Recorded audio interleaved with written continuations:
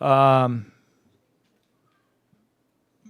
it's going to be a great week on campus. Got homecoming game this week. It's always an exciting time around campus. From what I remember in the past, from all the different festivities, the Gator Growl, the parade on Friday, a lot of people coming back. So really neat experience, really neat time to be on campus. And, we've really haven't had many home games in quite a while. So pretty exciting to be back at home for us.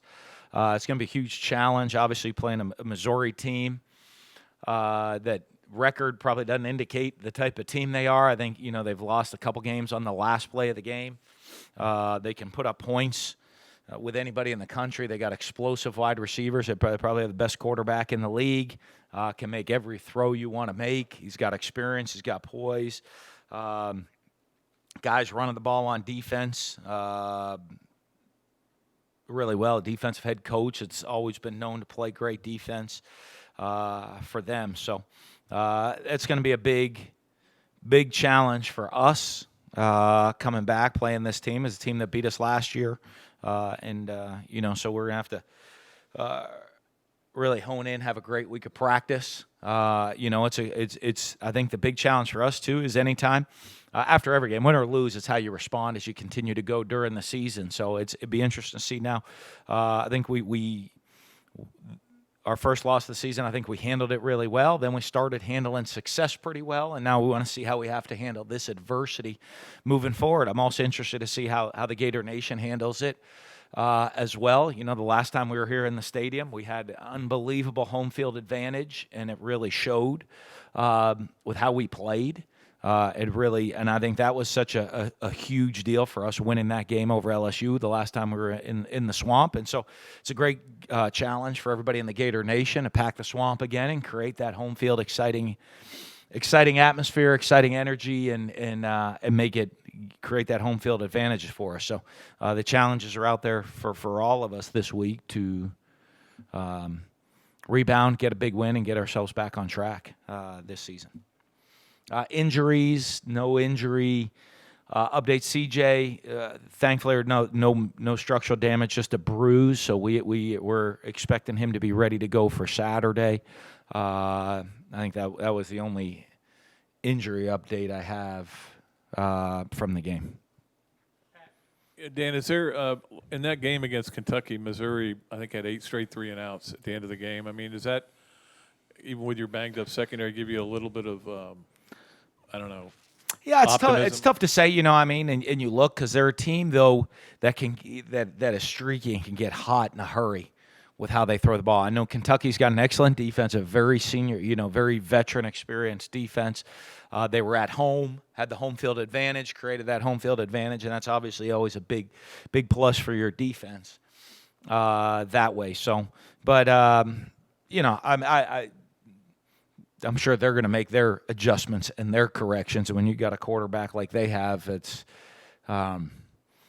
I mean, Mookie and JD weren't going to just go for the whole World Series. They're eventually going to get some hits, which they got last night, which was really exciting. And you got a great player like Drew Lock. Similar things are probably going to happen.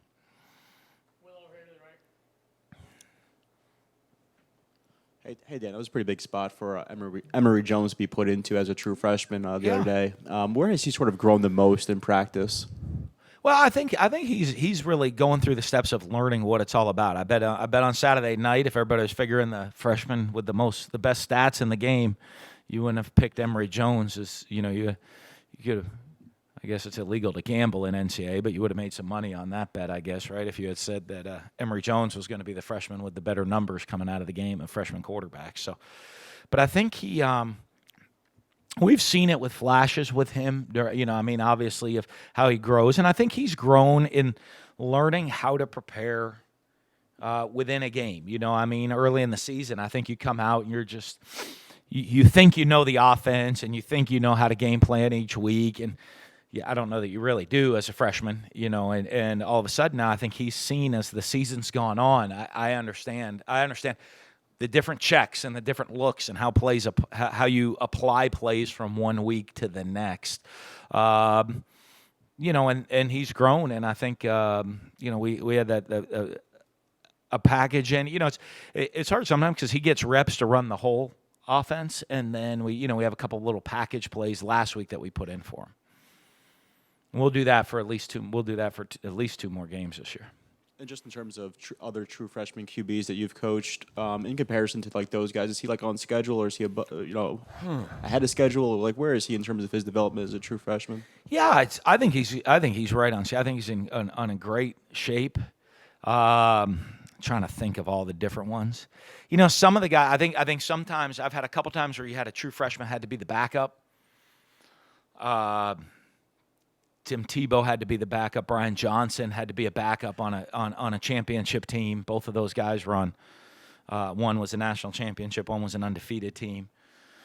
I think in that role they advance a little bit more because of the number of reps when they're the number 2 guy, that they're getting all of those 2 reps. Where Kyle still gets majority of our number 2 reps.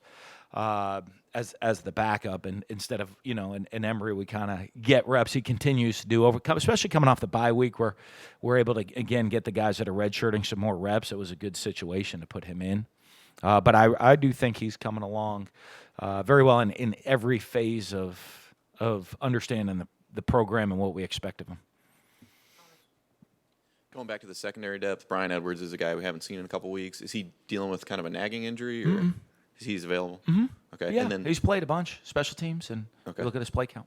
And then if you guys had run into, God forbid, a situation where you had lost another defensive back, what's kind of the emergency contingency there in terms of moving Well, there's guys? still a couple guys that probably didn't. There was a couple guys I was even looking didn't play on Saturday in the defensive backfield. So, next guy up, if we lose a whole bunch more, I guess we got to kind of go to just play base defense and, keep more put linebackers on the field and have to adjust our scheme a little bit. Yeah, I guess that was kind of my other question. Did that affect you guys in terms of the way you were able to attack defensively Saturday? Yeah, it didn't help. Right there you lose probably your best defensive player. And you've already lost your second best defensive player for the year probably, or first or second. And anytime you look and you look at a spot that is really not deep, but has some of your best players, and then you don't have both of them playing a game, obviously, and they did a good job of taking advantage of that. That's you saw from that point on. That's how they were able to move the ball in trying to take advantage of that. Matt, over here to the right. I'm going to parse your words here. You said Emory package for at least 2 more games. Mm-hmm. So what's the calculus in terms of whether you want to redshirt a quarterback in this situation? Well, not just quarterbacks. I think it's all players to me, is number of reps they're going to get on a season. If we're going to play somebody, I want them to play at every position. And and if we're going to redshirt them, let's redshirt them. I think the new rule helps in a lot of ways where a guy like Emory could go in and maybe get experience that way.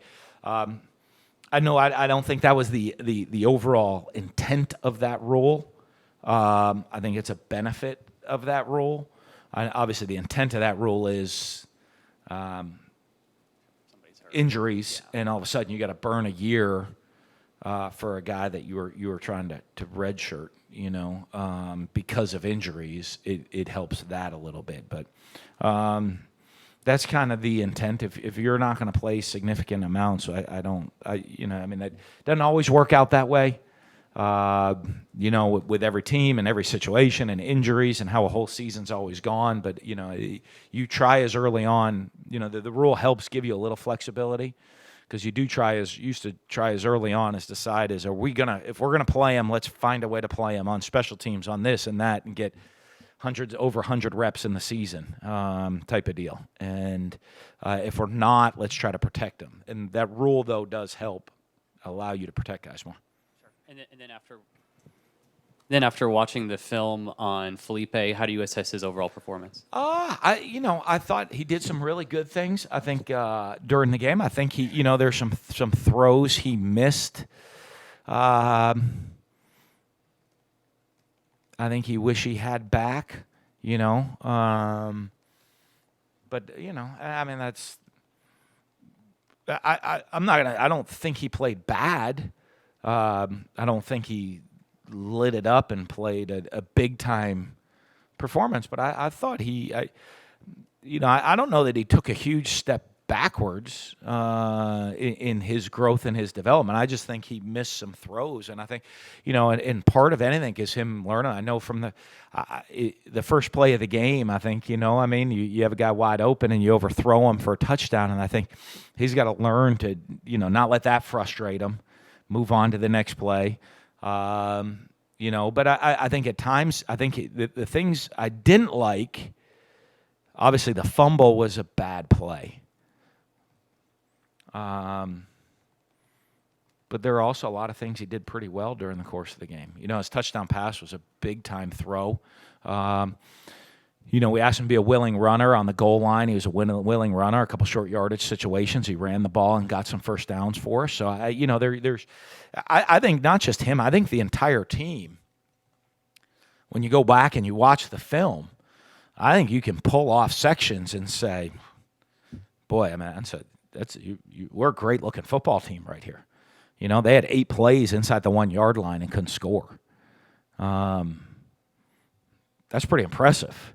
But then you can go look at some other things during the game, and you just say, the meeting today is all about our consistency of performance and our attention to detail to doing all of the little things right and the grind of the season to get those details right. Every play, not just 70, 60, 70, 80% of the time even, how, that attention to detail.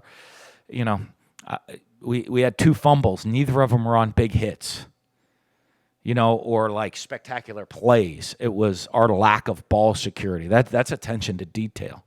Some of those things, it just, that's it. I think we had 2 blown coverages. That's just attention to detail.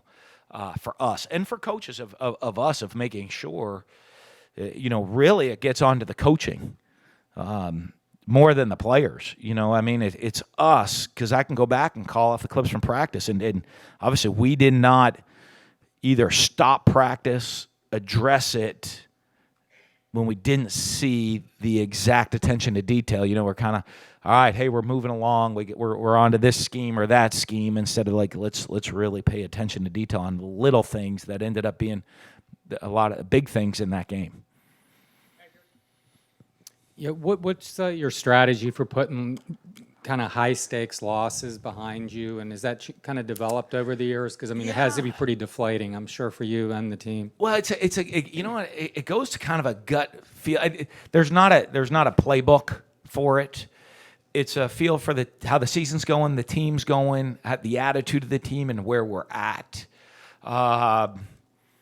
So, and I think a lot of the guys, this is all our first year. So, I think like I said, I think we handled the first loss excellent. Everybody was here for the meeting this morning, ready to go. And I got to see how they respond out of practice a little bit. Do we come out with, I always think there's 2 ways you can respond. You can respond. There's probably more than 2, but the bad one is that you have the woe is me attitude, and then the other one I'm a little kind of like, annoyed that happened. I can't wait to get out there to go fix it. I hope we're the second. With this one, we certainly were with the first one, and I hope we are with the second. And one other, you start 3 straight home games. How did you come about that whole decision philosophy to run stadiums for home loss? They already have one that they did drop. Well, I do, because to win in the SEC, you got to win at home.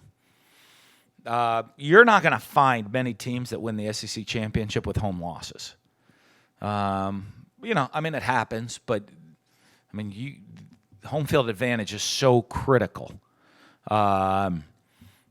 You have to win at home. And so one of the things we always do when we're in the swamp, this is our home, protect our stadium. And so what we do is that's kind of like that off-season reminder.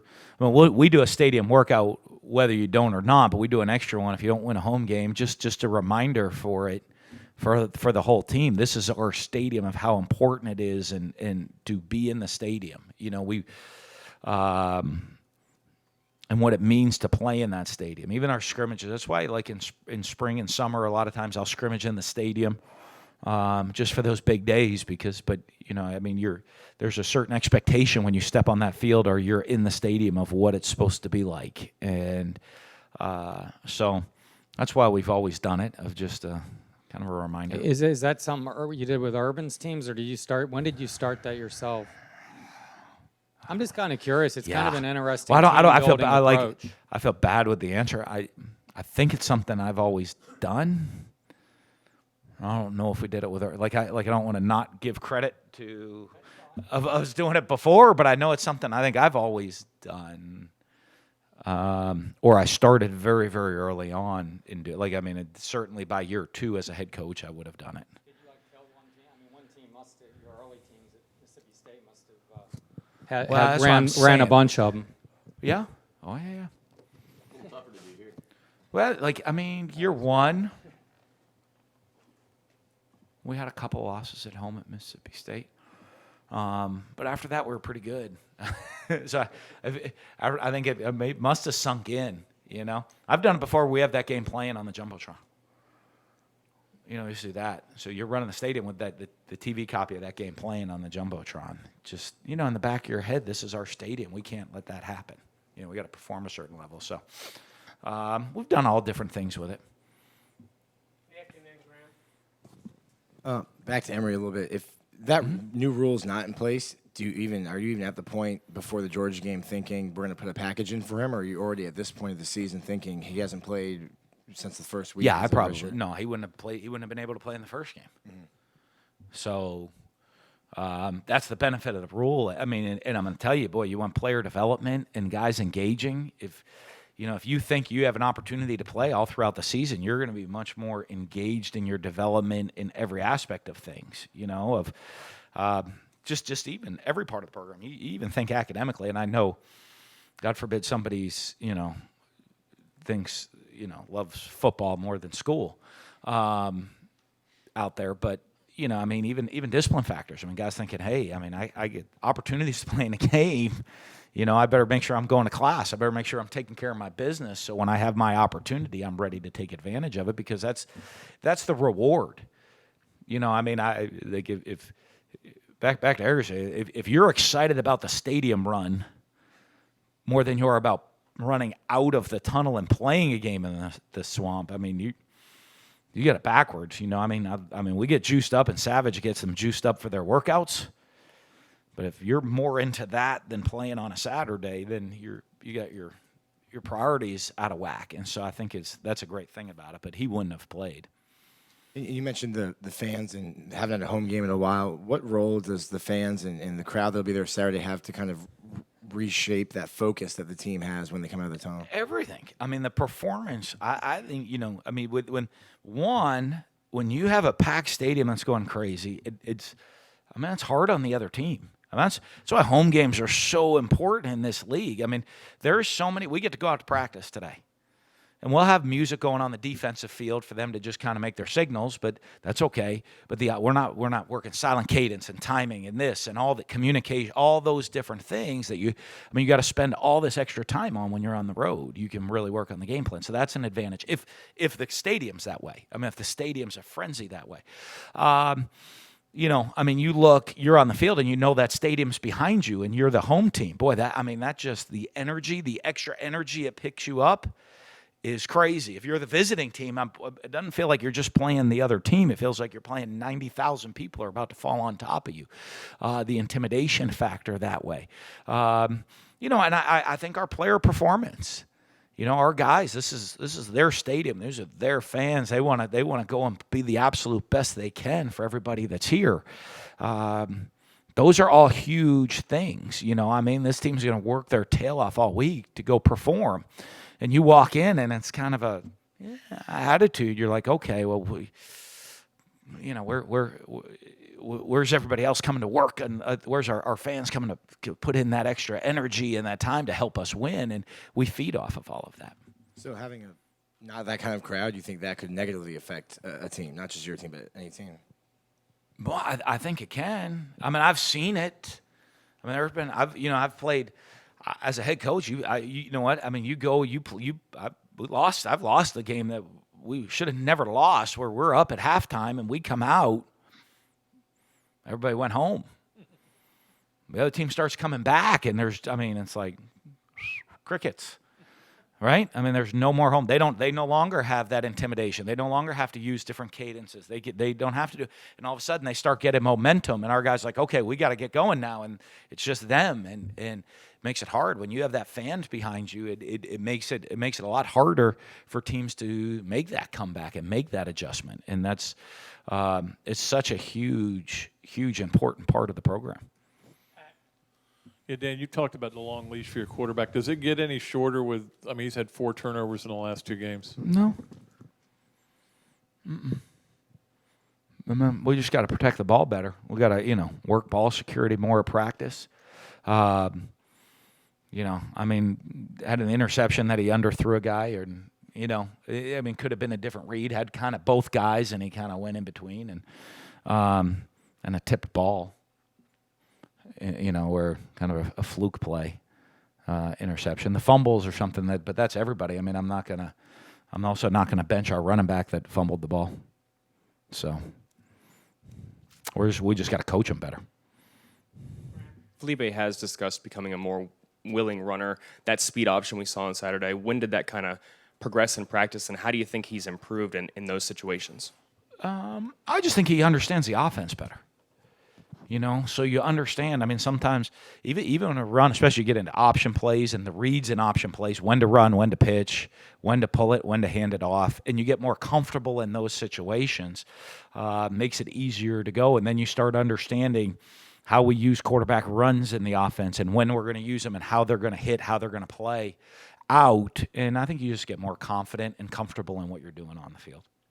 Does his improvement in those areas give you more options on offense as well? Well, obviously, anytime you got to defend the quarterback, anytime you got to defend quarterback run, that's an 11th guy you got to defend on the field. So, a lot of defenses want to keep at least one guy deep in case someone makes a mistake. Well, now you have the numbers advantage. And that's the bonus of having a guy that can run as a quarterback position. You equate the numbers. Do you feel like the scheme is starting to become second nature for the offensive line, particularly in the run game? Yeah, they're getting there. They're getting there. I think we do make. I think what happens is each week you kind of have a couple little of adjustments here or there. Okay, but I think what helps is the comfort of, say, 80% of it's going to be consistent, and then there's a 20% variable from week. Maybe it's 75-25 consistent to variable from week to week.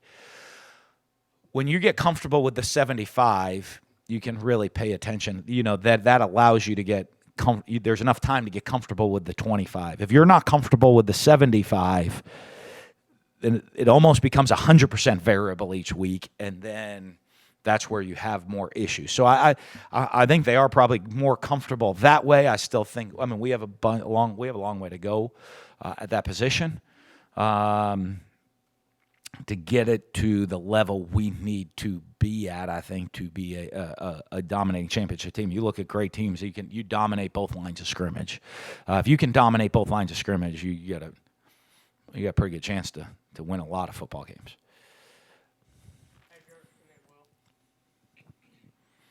Where were the coverage breakdowns against the tight end, and what do you see from Missouri's guy? I can't pronounce his name, but he's pretty special. Oh, the Nada kid? Yeah, he's pretty good. Yeah. For Missouri's tight end. Well, where or last week. Breakdowns against Georgia, and then what do you see from that Missouri? Yeah, well, I think one, they have athletic tight ends, and they've always done a great job of creating matchups, very similar to what we've always done, creating matchups with the tight end that I like to do, and you move the pieces around to create mismatches. Our issues the other day were just blown coverages. We had a guy going the wrong way. So it wasn't as much of creating the mismatch as much as they found the guy that we forgot to cover. That's a Missouri problem. guy's a big challenge, though. Yeah, well, I think because their athleticism and they're going to try to create, they're going to move the pieces around to create the best mismatch. And how they do a good job of trying to get, okay, hey, how do I want to get my tight end on this guy? And so we got to, when they do that, we have to adjust. We have to make our adjustments, and you got to know who you are, and you got to do a good job trying to match the athleticism and the power with the tight end. I'm serving as Mark Long's proxy, by the way, today. He's the Jaguars. So here's a question. It's like a radio show, right? How difficult is it for to jump on the field as freshmen, like Tebow and Harvin did? He was using. Trey Dean's doing it out of necessity, but there are only a few in the league right now. Knox from Missouri is one of them that are contributing. Yeah, I think there's a couple ways you look at it. Like a Trey Dean, he's not a freshman anymore at this point. But a lot of guys, I think you can find – one of the things you do as a coach is you try to balance or not balance, but you try to keep the package somewhat simple. Like, look at this freshman. What are their strengths? Okay, take it. Tim Tebow is probably, for people, the easiest explanation for. Here's his strengths, okay? And so when we put him in, we're going to put plays highlight to his strength and basically his strengths only. If you go to his freshman year, not like if we're up big, he might go in a game and just run the whole offense. That doesn't matter as much. All right, or if you were down big, it doesn't matter as much. But in a close game, we're going to put things in that are really highlight to their strength. Well, what that allows them to do is do things well on the field, which builds up their confidence. Even though they don't have a big menu of things, hey, here's the couple things I need you to know. Go do it really well. And all of a sudden, they're like very confident in what they're doing, and that helps them grow. And then you can actually expand it more and more. Now, that would be like a Harvin, Tebow. But now if you look at a guy that gets thrown in, has to play all the time, different deal. That's a different deal now because you become you're a freshman for the first couple of games, and at that point, you've played enough snaps that you're kind of a veteran guy.